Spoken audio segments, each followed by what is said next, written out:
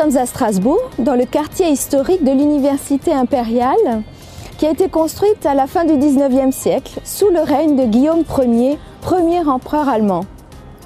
Ce bâtiment, dans lequel nous allons aller, abrite le très secret ISI, l'Institut de Zombiologie internationale. Nous allons rencontrer 4 scientifiques qui étudient, qui font des recherches sur ce cas très spécifique qu'est le modèle zombie. Allons-y.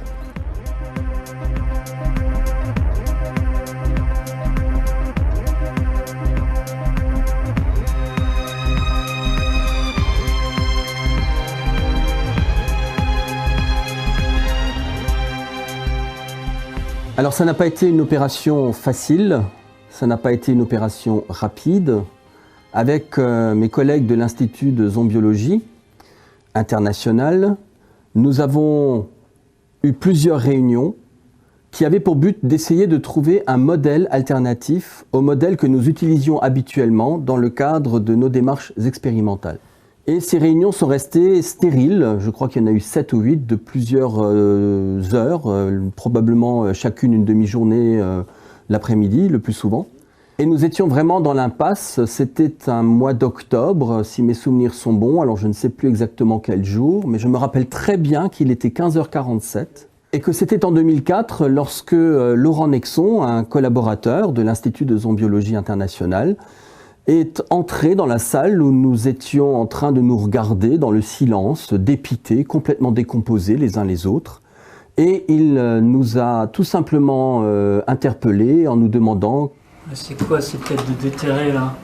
Et ça a été l'Eureka, l'espèce d'étincelle qui allait lancer le projet sur ses rails, depuis la conception jusqu'à la création, la construction du bâtiment et le fonctionnement aujourd'hui de l'Institut tel que vous le découvrez. Jean-Christophe et moi avons tout de suite compris l'intérêt du modèle du zombie en neurosciences. Alors, bon, il a fallu expliquer d'abord à Anne ce que c'était qu'un zombie, et puis Rory croyait que c'était une blague, mais finalement on est tous tombés d'accord là-dessus. Le zombie offre des perspectives absolument uniques dans le domaine des neurosciences. Le zombie, c'est un être mort, chacun le sait, mais un être animé, un être qui bouge, qui peut marcher, qui peut même interagir avec autrui, pour le manger éventuellement, mais c'est une forme d'interaction. Et tout ça, c'est permis forcément parce qu'il leur reste de cerveau. Et la question, c'est, ce cerveau, ça leur permet d'aller jusqu'où en fait, hein. On a ce qui est visible, mais qu'est-ce qui se passe vraiment dans leur cerveau? C'est une de ces questions à laquelle on veut répondre ici. Le cerveau des zombies, c'est un modèle fascinant parce que déjà, il est très similaire à celui de l'homme, mais aussi en plus parce qu'il est très détérioré.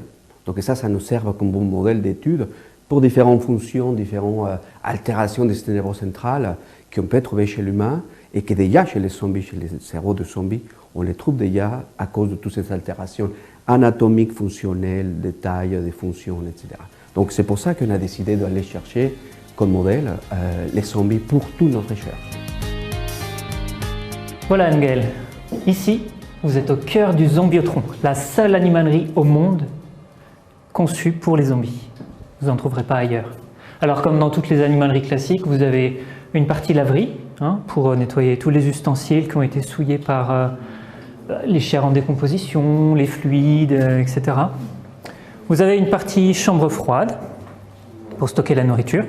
Alors, pas la nôtre, hein, c'est celle des zombies, qui consiste principalement et presque exclusivement en un certain nombre de viandes, des viandes diverses, mais surtout de la chair humaine.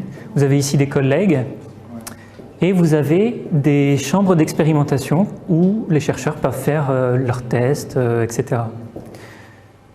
Donc, derrière chacune de ces portes que vous voyez là, se trouve ce qu'on appelle un studio, c'est-à-dire l'endroit où l'on garde les zombies, ou les zombies, ou les morts-vives, hein, si je peux faire cette petite blague.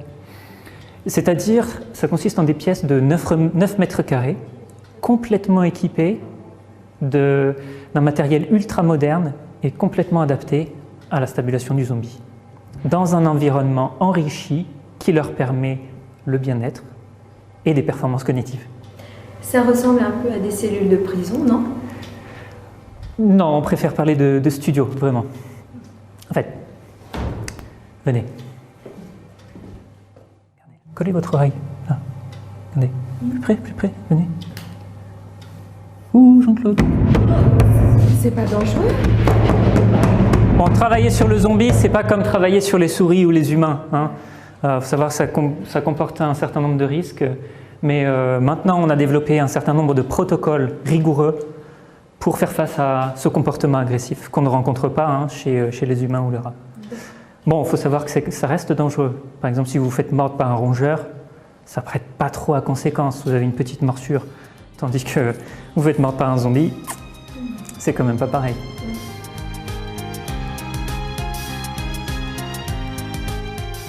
Et qu'est-ce que ça représente, toutes ces bougies, les photos, toutes ces chaînes? Ici, on est dans un lieu de mémoire, de recueillement. C'est un hôtel qu'on a mis sur pied après la perte tragique de Guillaume. C'était notre première victime. Au début, on a eu pas mal de pertes, surtout parmi les étudiants étrangers. Ils ne comprenaient pas les consignes. Du coup, avec le ministère des Affaires étrangères, on a eu pas mal d'emmerdes. Ils étaient furieux. Mais bon, depuis, ils ont compris. On était en rodage. Aujourd'hui, ça va. On sait faire. De mémoire, la dernière amputation remonte à 2015. Donc, ça va. L'énorme avantage du zombie, c'est qu'il est lent et maladroit.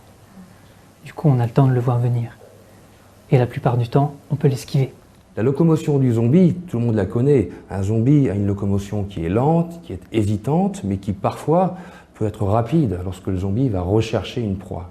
Alors, sur le plan de la locomotion, on sait que c'est l'expression d'un ensemble de phénomènes qui gèrent les actes moteurs. Et en fait, c'est l'ensemble des actes moteurs chez le zombie qui sont différents, mais qui en fait sont moins efficaces que chez un être humain. Par exemple, les réflexes sont émoussés. Le réflexe du genou, le réflexe patellaire, dans lequel on va étendre la jambe, eh bien chez les zombies, on ne l'observe pas. Le maintien de la posture est extrêmement tendu, avec les muscles extenseurs qui sont extrêmement contractés, comme on le voit généralement sur la position ici des zombies qu'on peut reconnaître.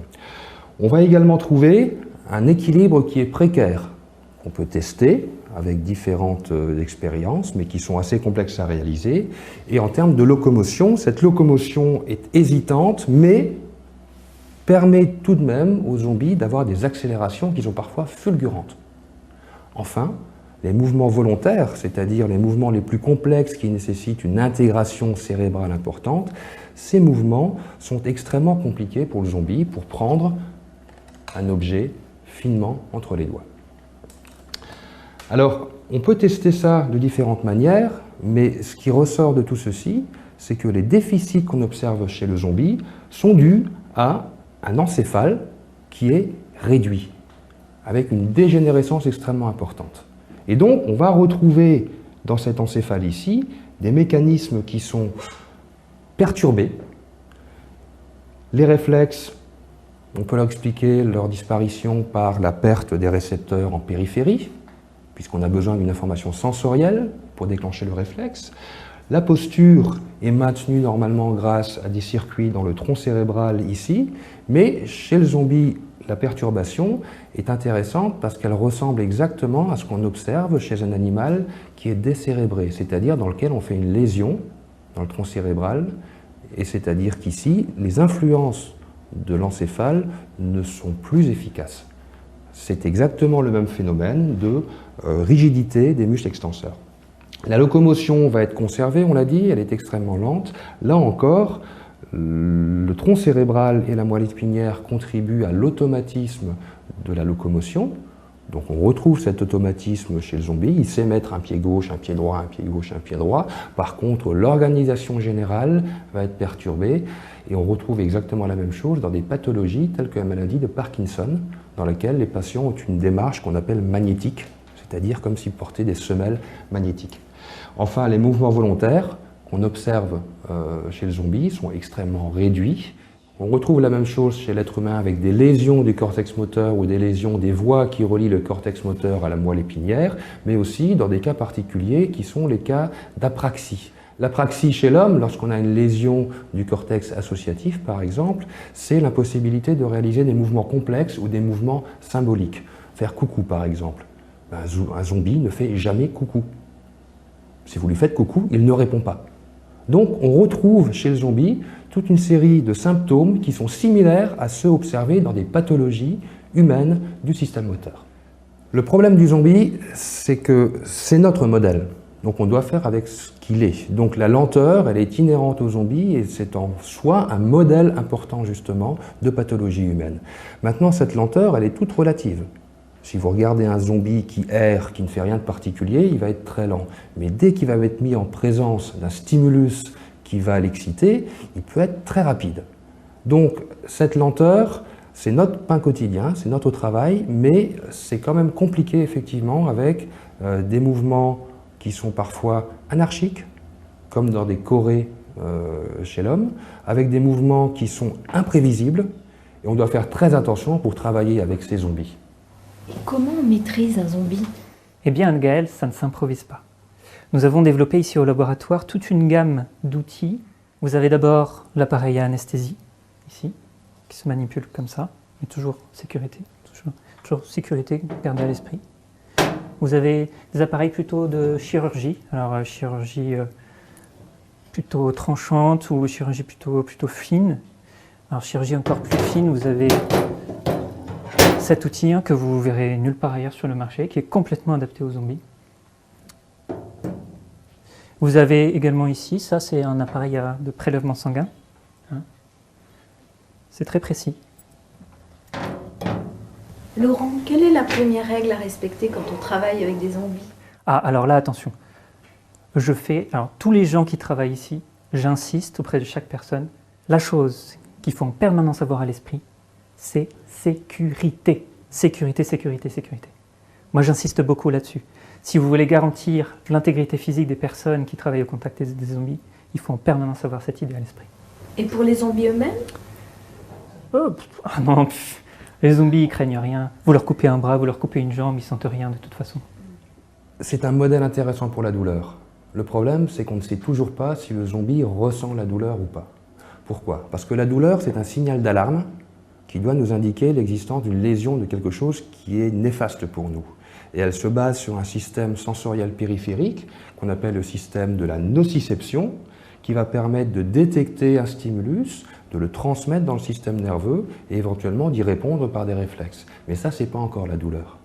La douleur, c'est quelque chose qui va arriver dans le cortex cérébral. C'est une interprétation consciente avec des composantes affectives, avec des composantes émotionnelles et des composantes cognitives. Alors pour tester la douleur chez un être humain, la meilleure façon de le faire, c'est de lui demander s'il a mal et combien il a mal. Chez le zombie, on est dans la même problématique que chez l'animal. Si la douleur existe, le sujet ne peut pas nous le dire. Donc on doit l'évaluer avec les réponses motrices, affectives du zombie.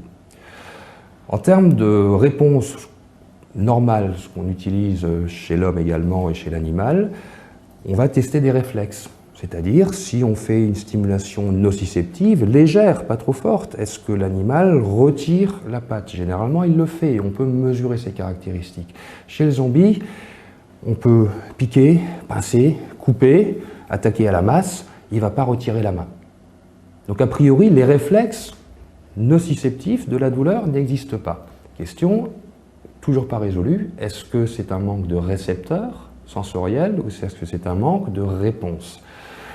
Vu l'état de putréfaction des corps, on a du mal à vérifier par histologie si les récepteurs sont effectivement présents.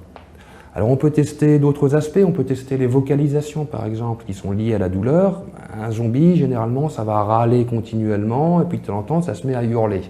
Et ça, indépendamment de toutes les stimulations qu'on peut en faire. Donc on a un souci finalement pour évaluer correctement la nociception et la douleur chez le zombie. On peut utiliser des tests qui sont également utilisés chez l'animal, qui sont des tests de préférence de place, pour évaluer la douleur spontanée. Si un animal a une douleur spontanée, on n'a pas moyen de le voir normalement. Encore une fois, un patient humain peut dire « j'ai mal ». J'ai pas de stimulation, j'ai pas de lésion, j'ai pas de blessure, mais j'ai mal. Chez le zombie, il ne va pas nous le dire. On peut utiliser un test qui est assez complexe et qui fonctionne chez l'animal, qui consiste à faire un test de préférence de place, c'est-à-dire qu'on va utiliser 2 chambres dans lesquelles on met l'individu dans une chambre et on va lui donner un analgésique. S'il n'a pas de douleur, l'analgésique ne fait rien. S'il y a de la douleur, l'analgésique va soulager le sujet. Et donc le sujet va préférer cette pièce, cette chambre, par rapport à l'autre chambre. Donc ça marche très bien chez l'animal et on peut mettre en évidence, dans certaines situations de douleur chronique, effectivement, l'existence d'une douleur spontanée. Chez un zombie, ça ne marche pas. Il n'y a pas de préférence. À la limite, la seule préférence, c'est si on va mettre éventuellement de la viande ou pas. Et ça, c'est quelque chose, effectivement, sur lequel travaille notre collègue Rory. Mais ça, c'est un problème pour évaluer la douleur chez le zombie. Une autre hypothèse serait que le zombie puisse être en douleur permanente. Pourquoi? On l'a dit, il râle tout le temps. Il n'est pas vraiment joyeux. Il a assez peu de plaisir aux activités de la vie quotidienne. Et c'est ce qu'on va retrouver chez des personnes qui sont en douleur chronique. La douleur chronique va très souvent donner lieu à des phénomènes de dépression ou d'anxiété chronique. Et donc, une hypothèse actuellement assez courue, c'est que le zombie ressent une forme de douleur constante et que cette douleur constante contribue au comportement de ce zombie. Là encore, on a assez peu d'indications chez le zombie, puisqu'a priori ce type de douleur est sous-tendu par des régions du cortex cérébral telles que le cortex cingulaire ou le cortex insulaire, qui sont extrêmement dégénérés chez le zombie. Mais c'est une hypothèse qui est actuellement très courue. Peut-on ramener la douleur du zombie à des pathologies humaines? Eh bien, il y a des parallèles qui peuvent être faits. Il existe une pathologie chez l'homme assez particulière qui est l'insensibilité congénitale à la douleur. Ce sont des patients qui ont un déficit génétique dans certains canaux ioniques dans le système nerveux. Ils sont incapables de détecter des stimulations nociceptives et donc de ressentir de la douleur. Et ça, c'est absolument terrible parce que ça veut dire que ce sont des gens qui vont se brûler, qui vont se couper, qui vont se blesser, mais qui ne le remarquent pas. On a la même chose dans le cas de la lèpre. La lèpre va provoquer une insensibilité au niveau des extrémités et donc les sujets peuvent avoir des lésions, des blessures qui vont s'infecter, qui vont se gangréner sans pour autant le remarquer. Et donc ça rejoint un peu l'hypothèse effectivement que le zombie, qui est dans un état assez lamentable, ne peut pas ressentir la douleur par un déficit de sensibilité en périphérie. Ils ont l'air calmes là, on les entend pas. Oui, c'est parce que la pièce est spécialement aménagée, complètement insonorisée. Et on a un système d'extraction de l'air extrêmement efficace, super moderne, qui fait que toute trace de notre odeur disparaît. Par contre, s'ils vous voient, s'ils vous sentent, alors là, ils deviennent fous. Fous. Surtout Monsieur Casset. Ouais, je sais, tu peux vérifier quand même la S34, parce qu'avec le tournage, je suis un petit peu occupé. Ouais, mais tu ne fais pas le même coup que la dernière fois. Il est attaché cette fois. Mais oui, mais... T'es sûr? Ah, attends. Bon. Non, je te fais confiance, mais la dernière fois, c'était un accident. Mais non. Putain, Laurent! Pourquoi est-ce qu'on considère le zombie comme un être agressif? Parce que le zombie va agresser des êtres humains. L'agression, on la ressent par rapport à nous. Mais est-ce que c'est véritablement de l'agression ou est-ce que c'est un comportement de prédation?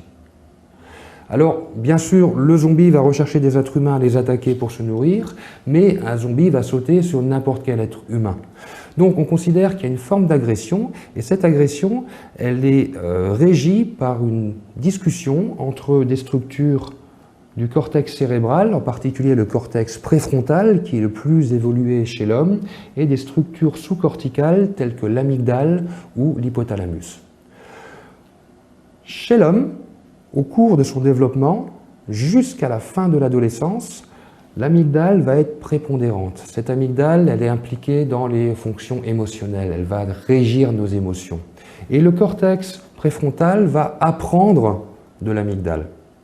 Et puis progressivement, le cortex préfrontal impliqué dans les décisions, dans le jugement, dans les conséquences de ces actes, ce cortex préfrontal va appliquer un contrôle de plus en plus important sur l'amygdale, de façon à maintenir des comportements qui sont inadaptés dans une situation, et chez l'homme qui sont aussi inadaptés sur le plan social. Chez le zombie, puisque ces régions corticales sont presque disparues, l'amygdale et l'hypothalamus sont laissés en libre cours, on va se retrouver dans des réponses qui sont quasiment automatiques, voire primitives. Et donc ça rejoint des théories assez anciennes, mais qu'on retrouve parfois dans les médias, qui nous dit que le cerveau est constitué par une espèce de boucle concentrique avec 3 cerveaux. Au centre, un cerveau reptilien, archaïque, qui fonctionne de façon très primitive. Autour, un cerveau dit limbique, qui apparaît chez les premiers mammifères, donc qui fonctionne sous le mode des émotions. Et puis, autour encore, un nouveau cerveau, un néocortex, qui apparaît chez les mammifères plus évolués, et dans lequel on va avoir une composante cognitive qui permet de contrôler tout cet ensemble. Alors on sait très bien que ces structures existent d'une manière ou d'une autre chez les animaux, que même un alligator est capable de ressentir des émotions, par exemple, mais chez le zombie, on rejoint effectivement cette théorie avec une disparition des contrôles conscients, cognitifs, par le néocortex, et notre collègue Jean-Christophe va pouvoir aussi vous expliquer plus tard quelles sont effectivement ces problématiques liées à une cognition déficitaire chez le zombie.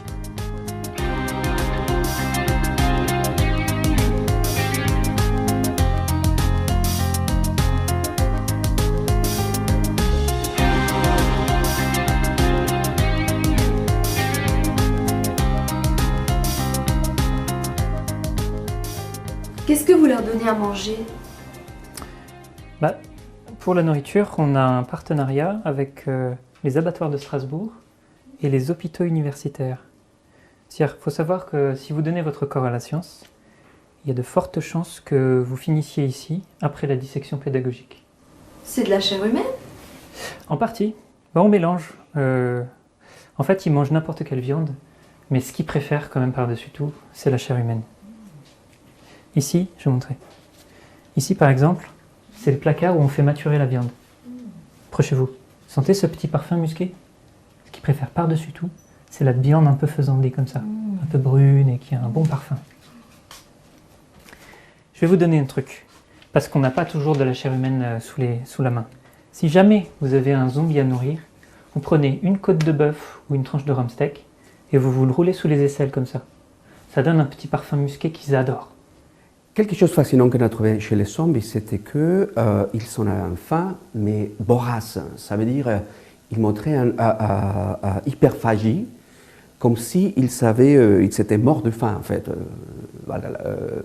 Donc, en fait, chaque fois qu'on voyait que les zombies, c'était lors du repas, lors de manger, ils s'étaient désespérés pour aller manger, et surtout d'une manière un petit peu compulsive. Chaque fois qu'ils avaient l'opportunité d'avoir de la chair humaine, parce que c'est ça que les zombies mangent, ils mangeaient d'une manière désespérante, comme s'ils ne savaient pas manger depuis longtemps, malgré qu'on les nourrit tous les jours. Hein.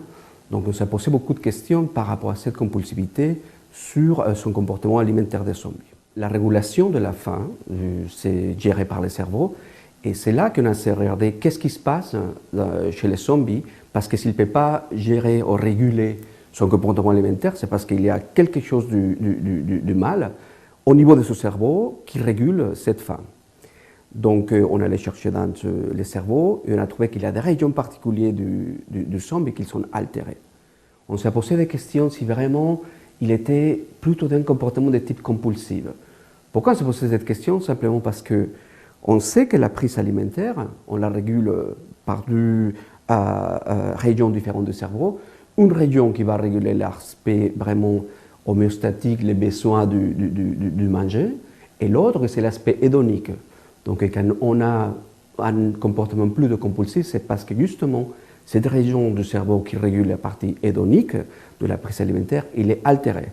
Donc, on allait voir si les zombies, ils présentaient un autre type de comportement compulsif, comme celui-là pour la chair humaine, pour des autres substances ou drogues dans lesquelles on sait qu'on peut tomber dans un comportement addict. On a fait différentes études, comme vous pouvez le voir ici, dans lesquelles on a comparé cette préférence du zombie.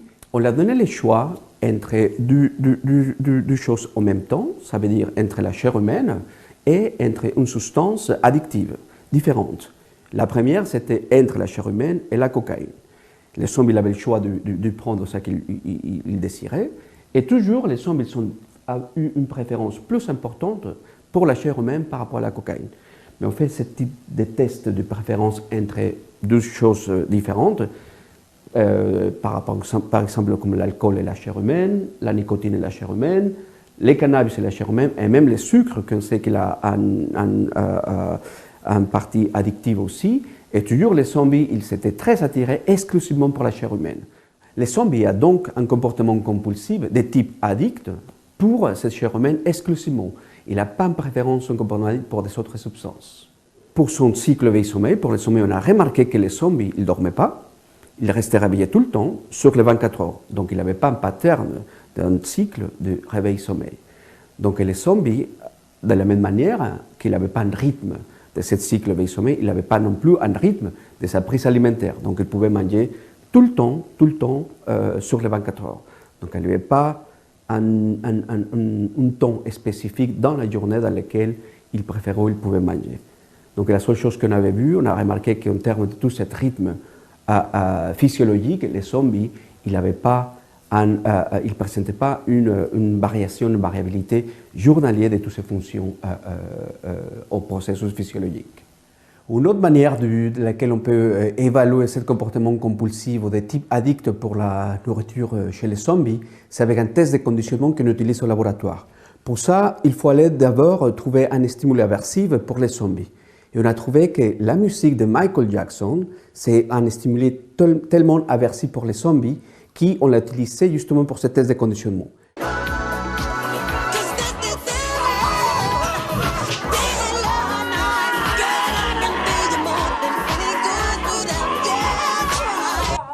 Les tests de conditionnement, c'est simplement qu'on associe deux chambres, une avec la musique de Michael Jackson, une autre vide, sans musique, et les zombies, toujours, ils préféraient ces chambres où il n'y avait pas la musique de Michael Jackson. Par contre, dès qu'on mettait de la viande, de la chair humaine dans la chambre où il y avait la musique de Michael Jackson, les zombies retournaient dans cette chambre sans aucun souci, et ils préféraient écouter la musique de Michael Jackson, c'est des stimuli aversifs, malgré que c'était tellement aversif pour lui, mais avec l'idée de vouloir toujours manger cette chair humaine. Voilà. Alors Anne-Gaëlle, est-ce que cette petite visite vous a plu? Mais oui, c'était très instructif. Mais au final, ça vous sert à quoi d'étudier le zombie? Alors là, je sais pas, moi je suis qu'un simple technicien. Bon, merci en tout cas pour ton Merci accueil. beaucoup d'être venu et d'avoir présenté notre institut, c'était très agréable. À bientôt. Au revoir. Au revoir. Bonne route. Merci. Notre conclusion pour cette première étude, on a vu que les zombies, ça reste quand même un super modèle, un modèle très intéressant pour étudier des fonctions fondamentales comme le cycle veille-sommeil, la prise alimentaire et surtout toutes les pathologies associées à ce type de fonctions, comme dans les cycles veille-sommeil, toutes les perturbations du sommeil, l'insomnie, la parasomnie, la narcolepsie, etc. Mais aussi pour l'aspect de la prise alimentaire, pour étudier des problèmes de compulsivité justement, une prise compulsive de nourriture, des problèmes qui peuvent amener à des autres types de pathologies, telles que l'obésité, ou alors à une anorexie par exemple. Donc les zombies, ça reste quand même un modèle super intéressant pour nous, pour déterminer les rôles du cerveau dans différentes fonctions fondamentales pour l'homme. Vous pouvez étudier à peu près tout ce qui est possible en neurosciences, tous les modèles, Alzheimer, Parkinson, les ataxies, la douleur chronique, c'est fantastique. En fait, le zombie, c'est un véritable polymodèle singulier. C'est un gain d'argent et de temps fantastique pour la recherche en neurosciences. Le fait que les zombies soient proches de l'humain, fonctionnellement, qu'ils aient toujours un cerveau qui marche un petit peu, rend ce modèle éminemment intéressant. Par exemple, pour la question de la conscience, c'est évident. Et moi, je ne désespère pas de trouver des traces de conscience de soi chez eux. Et dans ce cas-là, ça aura des implications aussi sur la façon dont on peut s'occuper de nos zombies. Mais en attendant, on n'a aucune trace de conscience, et notamment de conscience de soi.